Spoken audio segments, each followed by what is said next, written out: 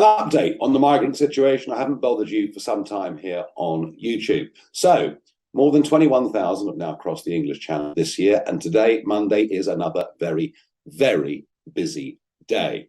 You'd have thought, given the anger in the country, and given the fact we're paying £5 million a day just for hotel bills for those that cross the Channel, you'd have thought it might have played a bigger role in the contest to be the next Conservative leader and our next Prime Minister, but it has not.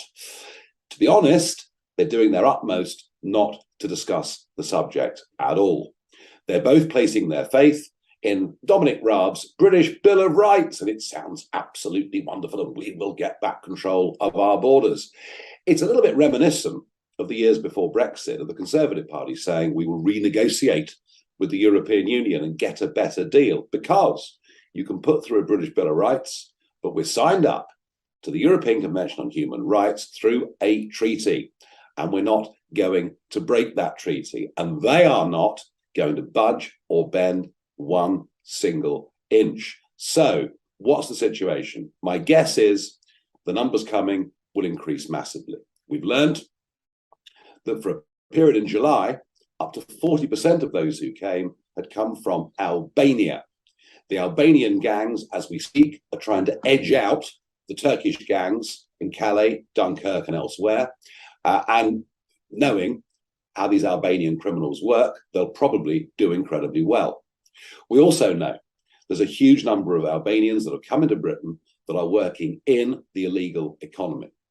I can't prove this, but I did put out a call on GB News recently. Tell me if a Turkish Barbers has opened near you recently, and literally hundreds of people come back and said, look, there are 4 in my town, 5 in my town. Well, they're not actually Turkish, they're Albanian. They don't seem to cut anybody's hair. It is a fair summation to say that they're fronts for money laundering operations. Is anything going to change? No. Here's the bad news, and the update from this video is this. The numbers that have crossed the Mediterranean this year has virtually doubled. First 6 months of this year, 115,000 people crossed the Mediterranean into Europe. And of course, the EU refugee policy, which Mr. Juncker unveiled in 2015, and which I fought against and spoke against, says if you cross the Med and set one foot on EU soil, you can stay. So we decided that people can come and that people won't be sent back. Now, I suspect that it's a shock, or will be a hell of a shock, to many European citizens, including the British, to understand that we've already agreed a common European asylum system. And what today is about, and today's resolution, is the direct implementation of it. The problem, ladies and gentlemen, is this. The definitions for who qualifies for asylum are so wide, they include not just people coming from war, not just people coming from failed states. Mr. Juncker this morning seemed to suggest that perhaps it would even include people who were fleeing poverty. I'm sorry, we simply can't accept countless millions. Well, ask yourself a question. Which other country in Europe gives you a 4-star hotel? Which other country in Europe gives you 3 square meals a day?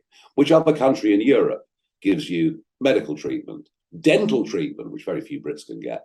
Which other country in Europe gives you 38 quid a week spending money and lots of time to go out and work in the illegal economy if you want, and with pretty much 0% chance of being deported anywhere? The rapid increase across the Mediterranean means huge numbers are headed our way, and headed our way soon. And it's pretty frightening to think that ISIS themselves made it clear they would use the Mediterranean as a means to get their operatives into Europe. You might remember a few years ago I posed with this poster that caused so much controversy. I was screamed at, accused of all sorts of awful things. Little did I know in 2016 just how right that would be. Brexit was about, if you want to make those mistakes in Europe, you can make them. It's very silly. You won't be thanked for it in the long run. But if you want to make them, you can. We want out of this, and we should be out of this. And when the next PM comes in on the 6th of September, guessing it'll be Liz Truss, I'm going to be asking all of you and mobilising all of you to make sure they understand the strength of feeling in this country. We must leave ECHR and complete the Brexit process, get a proper Brexit. Only then will we control our borders. This is going to get, in the next few weeks, I'm afraid, a lot worse.